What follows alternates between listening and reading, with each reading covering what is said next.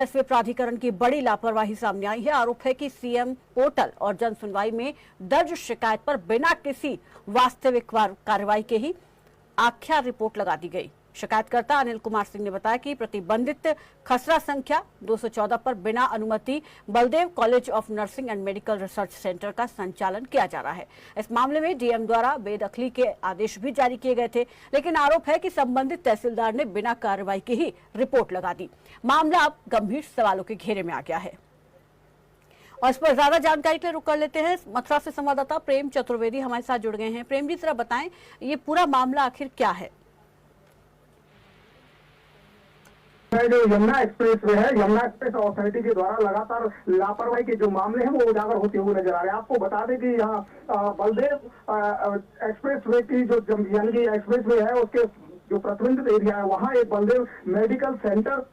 खोला गया था और उस मेडिकल सेंटर में बिना किसी अधिकारी की अनुमति के वहाँ बड़ी बिल्डिंग बना दी गई और बिल्डिंग बनाने के बाद जब अनिल कुमार सिंह है उनके द्वारा लगातार प्राधिकरण में शिकायतें की गई और प्राधिकरण के अलावा वहाँ कोई सुनवाई जब नहीं हुई तो गोरखपुर में मुख्यमंत्री के जन सुनवाई में जाकर उपस्थित होकर उस पर कार्रवाई करने के लिए शिकायती पत्र दिए गए। जन सुनवाई पोर्टल यानी कि सीएम पोर्टल है उस पर भी तमाम बार शिकायत की गई, लेकिन अधिकारियों के लगातार जांच के आदेश देते रहे, लेकिन उस पर जब लगातार कार्रवाई के लिए सीएम से जनता दरबार में पीड़ित के द्वारा न्याय की गुहार लगाई गई तो उस पूरे प्रकरण में जांच बैठाई और जांच में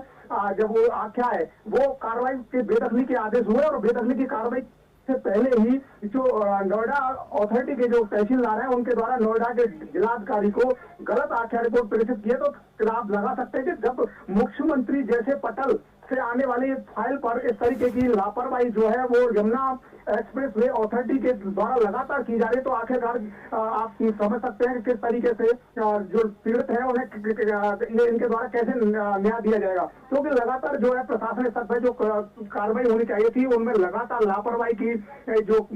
व्यवस्था है वो सामने आ रही है और कहीं ना कहीं इनका संरक्षण जो है जो भूमाफिया को मिलता हुआ नजर आ रहा है। यही वो कारण है कि यमुना एक्सप्रेस अथॉरिटी लगातार सवालों के घेरे में और जो बलदेव मेडिसिटी जो सेंटर है उस पर अभी तक कोई कार्रवाई प्रशासन स्तर से नहीं की गई और खासकर इसमें जो नोएडा के जो डीएम को जो तहसीलदार के द्वारा जो रुपए प्रेषित किए हैं वो पूरी तरीके से तथ्य विहीन है, क्योंकि उसमें ये कहा गया कि